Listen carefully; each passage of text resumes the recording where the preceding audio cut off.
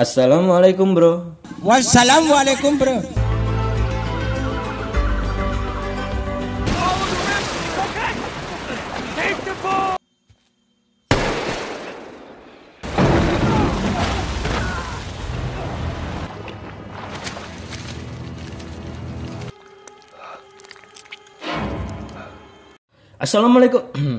Assalamualaikum warahmatullahi wabarakatuh. Apa kabar guys? Selamat datang kembali di channel AM Cinema, channel yang khusus membahas alur cerita film apa saja kecuali film porno. Yuk langsung gue, gak usah banyak basa-basi biar kalian gak bosen. Di videoku kali ini aku akan menceritakan sebuah film yang diangkat dari kejadian kisah nyata yang berjudul Jungle. Film ini mengisahkan tentang beberapa pria backpacker yang sedang menyusuri hutan Amazon karena ingin mencari sisi lain atau meneliti kehidupan dari hutan tersebut dengan cara didokumentasikan. Tetapi karena ada suatu masalah, salah satu dari mereka harus tersesat dan terjebak di dalam hutan terbesar di dunia tersebut. Bagaimanakah kisah selengkapnya? Sebelum lanjut silakan siapkan kopi dan camilan kalian dulu ya guys. Oke, kalau belum ada silakan beli dulu, gak apa-apa, tak tunggu, santai wae. Serta jangan lupa subscribe guys, tolong subscribe, klik tombol merah yang ada di bawah bentar saja, oke? Agar kalian tidak ketinggalan update film seru terbaru dari channel ini. Dan inilah dia, Jungle.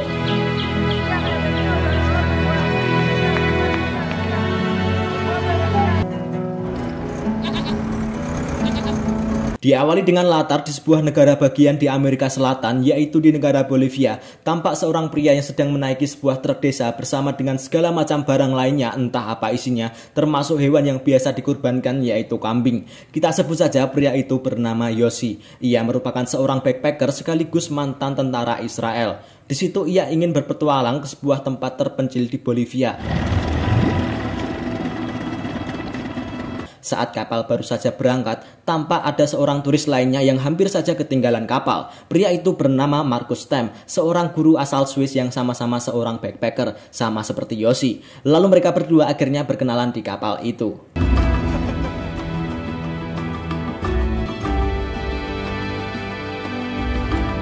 Kemudian tibalah mereka di sebuah bumi perkemahan pramuka, bukan maksudnya perkemahan biasa, dan mendirikan tenda di sana.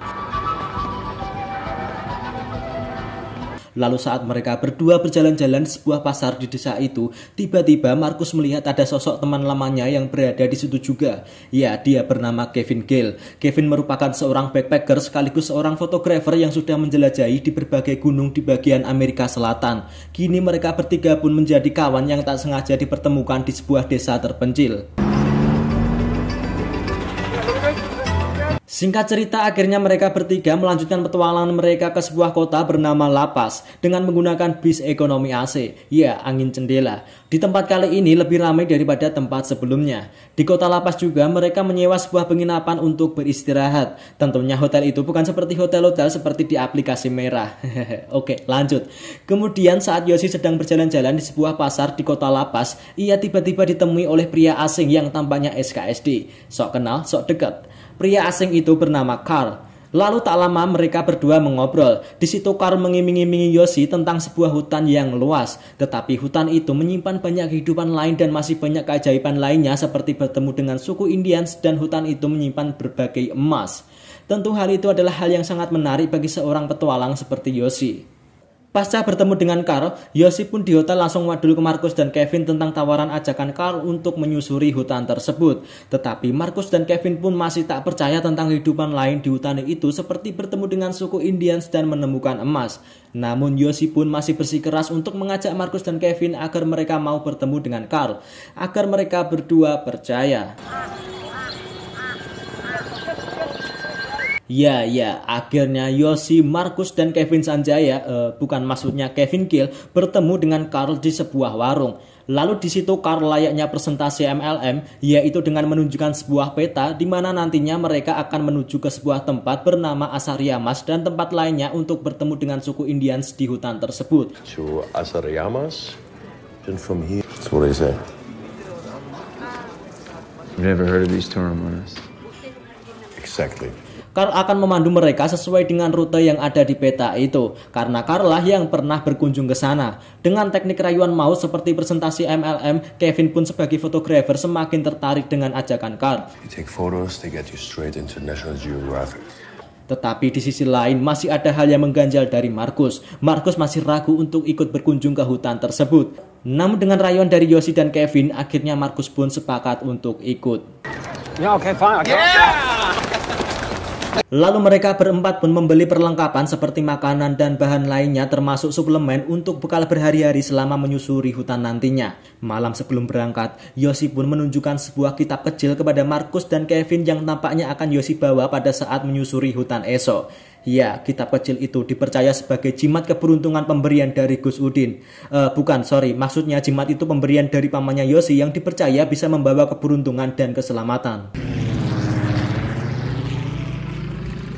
Dan tibalah keesokan harinya mereka berempat memulai petualangan itu. Dengan menaiki sebuah pesawat kecil berjenis ATR, mereka terlebih dahulu menuju ke sebuah tempat bernama Apollo. Ya, dari situlah mereka ibarat akan mulai memasuki gerbang ke sebuah hutan rimba. This is hutan Amazon. Why? This is the last frontier on Earth. Di hari pertama, mereka cukup enjoy dengan petualangan mereka, dengan mulai mendirikan tenda dan berkemah. Di hari kedua pun juga tanpa ada masalah meskipun tanpa diduga mulai turun hujan lebat. Well, you said the rainy season didn't start for 2 weeks. The threats will burn and the whole thing falls apart. Hingga tibalah hari ketiga, mereka melanjutkan perjalanan mereka lagi. Tetapi kali ini ada sedikit masalah. Yosi yang berada di belakang sedikit mengalami masalah yang membuat perjalanan mereka melambat hingga mereka bertiga tertinggal dari Carl. Mereka bertiga tampaknya sudah mulai panik, guys. Marcus! Carl! Stop!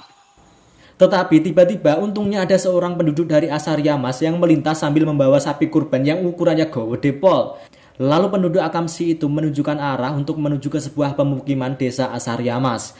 Dan untungnya mereka bertiga bisa menemukan Carl kembali. Serta tibalah mereka ke pos pertama yaitu di kampung Asariamas.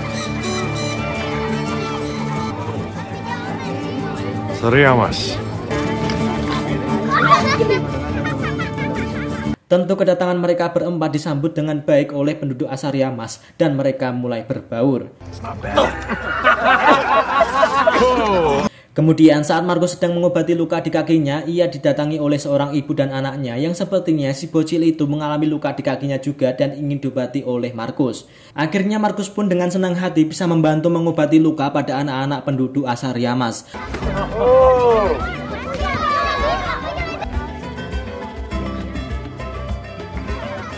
Lalu mereka berempat pun akhirnya tak bisa berlama-lama di situ dan pamit untuk melanjutkan perjalanan berikutnya. Hey!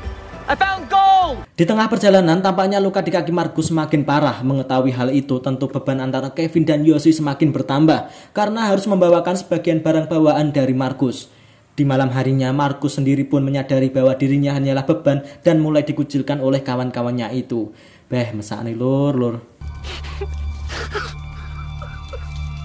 Lalu keesokan harinya saat pagi hari, terlihat Carl, Yosi, dan Kevin sedang berunding tentang rencana selanjutnya. Dengan melihat kondisi Marcus yang kesulitan berjalan seperti itu karena lukanya yang semakin parah, Carl mempunyai rencana untuk tidak melanjutkan perjalanan kali ini dan membawa mereka bertiga untuk kembali ke Asariamas. Ya, karena akan mustahil dengan memaksakan Marcus berjalan selama 4 hari ke depan dengan kondisi seperti itu. Tetapi Yosi dan Kevin tetap bersikeras agar ingin perjalanan kali ini tetap dilanjutkan karena mereka tak bisa kemana-mana tanpa bantuan dari Carl. Karena Carl lah yang mengetahui kondisi tentang medan di hutan tersebut. Akhirnya Kevin memiliki ide agar Marcus tetap bisa ikut melanjutkan perjalanan, yaitu dengan membuat rakit dan menyusuri hutan via jalur sungai.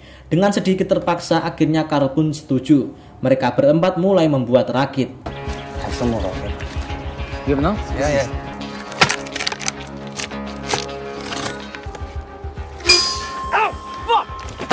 Setelah rakit jadi, mereka pun melanjutkan perjalanan dengan menyusuri sungai. Carl tetap sebagai pemimpin dan memberi perintah. Semuanya masih berjalan lancar dengan rakit tersebut dan dengan air sungai yang mengalir tenang. Hingga tiba-tiba... Okay, Carl.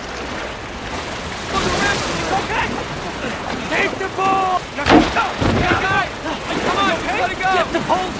Ya, gara-gara terkena arus sungai yang kencang, terjadi kepanikan di antara mereka. Terjadi pula perselisihan antara Kevin dan Carl yang saling membantah, yang membuat mereka berempat akhirnya menepi sejenak di pantai sungai. Ya, kali ini Carl mutung, guys. Carl ngambek kepada Kevin. Captain America here can go and fuck himself. Keesokan harinya, Carl yang masih ngambek tiba-tiba tidak ingin melanjutkan perjalanan via jalur sungai dengan menggunakan rakit itu. Ia memilih lanjut dengan berjalan kaki. Tentu keputusan Carl itu membuat Yoshi dan Kevin semakin mumet. Setelah Yoshi dan Kevin berdiskusi, Kevin tetap ingin melanjutkan perjalanan dengan rakit. Tetapi setidaknya harus tetap ada yang bersama dengan Carl. Karena dengan kondisi luka di kakinya yang semakin parah, tentu Marcus tidak bisa melanjutkan perjalanan dengan berjalan kaki. Tetapi di sisi lain, Kevin tidak ingin berangkat naik rakit bersama Marcus. Aduh, mumet tenan iki. Namun dengan rasa rendah hatinya, Marcus memilih mengalah dan memilih melanjutkan perjalanan dengan berjalan kaki bersama Carl. Lalu Yoshi dan Kevin lanjut dengan rakit menyusuri sungai. Mereka terbagi dua kelompok, via darat dan air. Di situ Carl memberi wejangan kepada Yoshi dan Kevin tentang medan jalur air yang akan mereka lewati. Dan mereka berempat berpisah di sini hingga nanti bertemu lagi di kota La Paz. And I promise back in La Paz everything will be like it was before.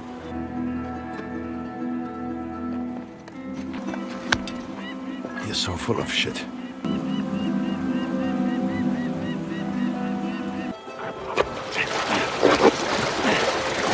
Ya, petualangan mereka berdua antara Yoshi dan Kevin yang belum sepenuhnya menguasai jalur di hutan Amazon itu benar-benar dimulai di sini. Awalnya masih aman-aman saja, namun tiba-tiba Kevin menyadari bahwa di depannya sudah ada ngarai yang cukup jeram telah menunggunya. Mereka lalai dan lupa dengan wejangan dari Carl untuk menepi sebelum memasuki ngarai. Dengan sekuat tenaga mereka berdua mengarahkan rakit itu ke tepi sungai, namun tiba-tiba...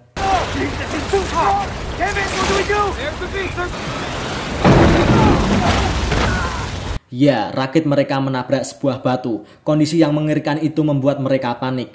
Di situ Kevin mencoba menyeberang untuk menuju ke tepi sungai dengan rencana akan menarik rakit dari tepi sungai. Usaha menyeberang dari Kevin itu berhasil. Namun sial, yang terjadi selanjutnya adalah...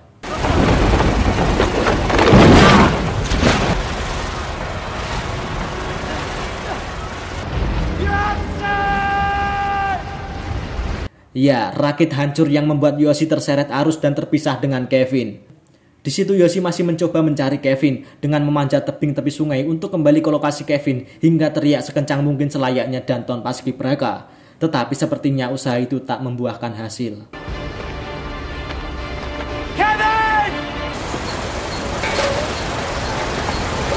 Kemudian di saat Yoshi sedang beristirahat, tiba-tiba ia mendengar suara kelinting-kelinting yang diduga itu merupakan barang bawaan dia yang telah hanyut. Ya, memang benar, ia mendapatkan kembali tasnya itu. Untungnya perbekalan yang ada di dalam tas itu masih ada termasuk beberapa bekal, peta, dan kitab keberuntungannya. Lalu ia mengkonsumsi suplemen yang dianjurkan oleh Carl. Seketika ia langsung beringas bersemangat kembali seperti habis minum STMJ. Lalu Yoshi menggambar sebuah peta manual dan menulis sebuah pesan yang akan ditunjukkan kepada Kevin. Di situ ia menuliskan agar Kevin nanti bisa menuju ke sebuah tempat bernama Rurena Bahue. Yoshi juga meninggalkan beberapa makanan, yang siapa tahu nantinya Kevin akan menemukan paket jackpot dari Yoshi tersebut, karena itu akan sangatlah berguna. Ya, di sini Yoshi benar-benar berpetualang seorang diri. Dengan tanpanya perbekalan yang cukup dan dengan kurangnya mengetahui kondisi peta di hutan Amazon itu alias buta map, ia harus bisa survive hingga beberapa hari ke depan sampai benar-benar bisa tiba ke lokasi desa bernama Rurena Bahue. Di situ Yoshi mulai belajar berburu makanan dan berlindung dari segala macam kondisi yang ada.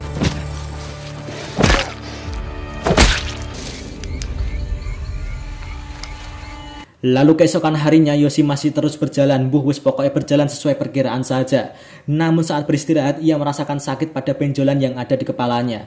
Ya, ternyata ada sesuatu yang bergerak guys. Aduh, apa kuwi? Ya, kemudian Yoshi harus melalui malam harinya dengan kesendirian. Aura mistis sudah mulai ia rasakan. Entah itu halusinasi saja atau energi negatif dari makhluk astral. Hihihi.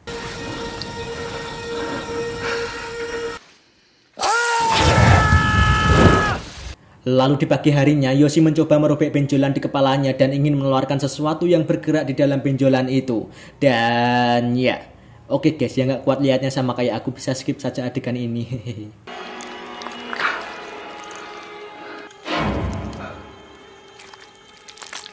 Dan saat lanjut berjalan, ia menemukan bekas pohon yang ditebang menggunakan pisau. Ia yakin bahwa di sekitarnya ada seseorang lain yang mungkin bisa jadi mereka adalah penduduk Akamsi di hutan Amazon.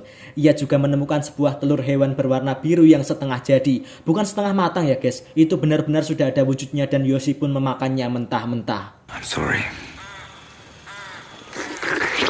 Kemudian tibalah ia di sebuah tempat yang ternyata tempat itu sudah hancur, diduga bekas sebuah pemukiman. Yoshi yakin bahwa tempat ini adalah lokasi yang bernama Kuri Playa. Lalu ia beristirahat sejenak karena kaki Yoshi juga mengalami luka yang cukup parah. Di sini Yoshi benar-benar stres dan frustasi. Ia hanya berharap bisa bertemu dengan seseorang, entah itu siapapun. Kemudian keesokan harinya memasuki hari ke-14 di dalam hutan, Yoshi lanjut berjalan. Namun tiba-tiba ia menemukan bekas jejak kaki manusia. Ia semakin yakin bahwa ada seseorang di dekatnya.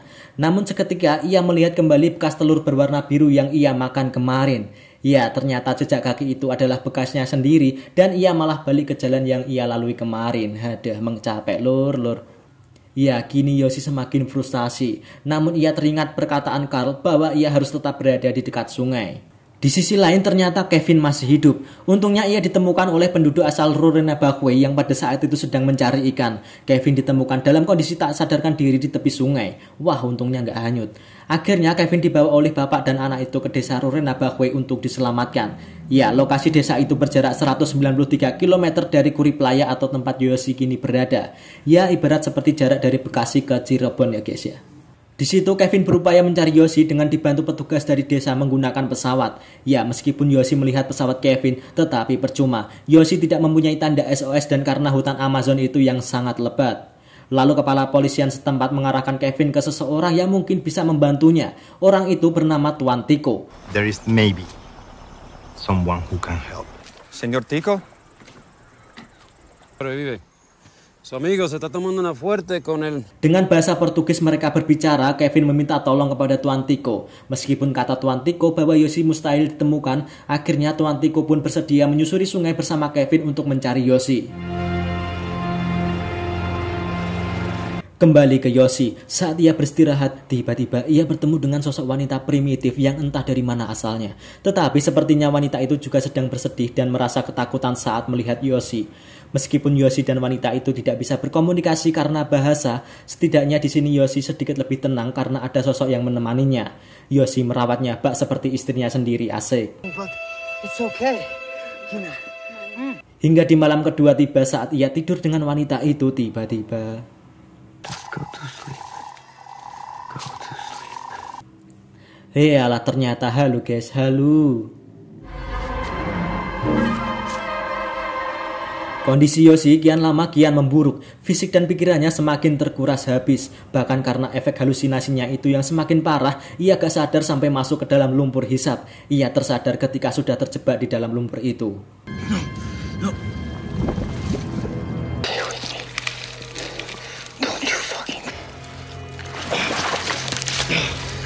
Setelah berhasil keluar dari lumpur hisap tersebut, Yoshi melihat pasukan tentara semut merah yang sedang berdinas di suatu pohon. Ia teringat ketika dicakot oleh semut merah itu saat membuat rakit bersama Carl. Namun entah apa yang merasukinya, lalu tiba-tiba Yoshi melepas bajunya dan sengaja agar dicakot oleh pasukan semut merah itu di sekujur tubuhnya.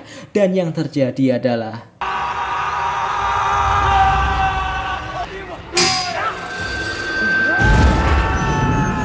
Ya, Yoshi semakin menggila. Ia seperti mendapatkan bisikan-bisikan yang mengarahkannya ke sungai. Dan Yoshi pun tiba di jalur sungai. Untungnya bisikan itu gak menyesatkan.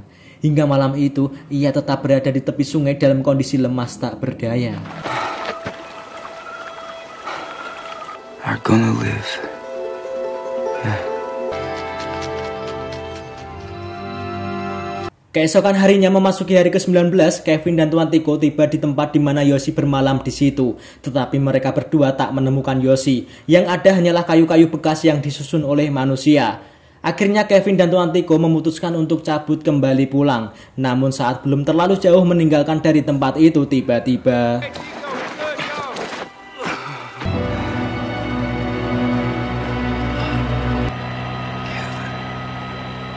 Ya, Yoshi muncul dan untungnya Kevin melihatnya.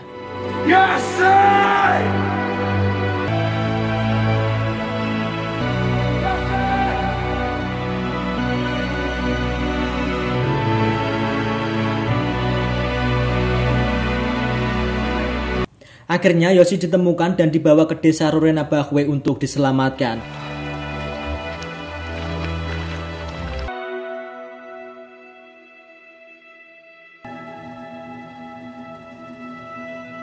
Ya, kini petualangan antara Yoshi dan Kevin yang mengerikan itu berakhir dengan selamat. Gracias. Médico. Sí. Gracias. Gracias a Dios, apareció el desaparecido. Gracias.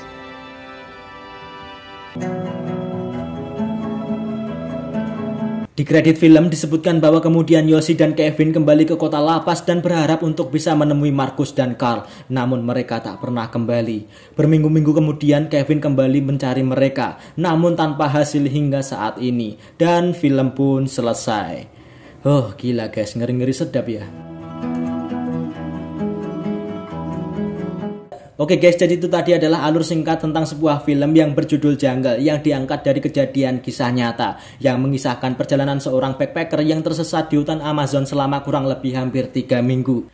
Terima kasih untuk kalian yang sudah menonton video ini. Secara pribadi aku meminta maaf jika ada kesalahan dalam penjelasan yang aku berikan untuk kalian dan mohon dikoreksi di kolom komentar. Serta jangan lupa untuk tetap support channel ini dengan cara like, komen, dan subscribe. Oke, pokoknya subscribe dan komen guys, entah apapun itu. Oke, terima kasih, sampai jumpa di videoku berikutnya. Wassalamualaikum warahmatullahi wabarakatuh.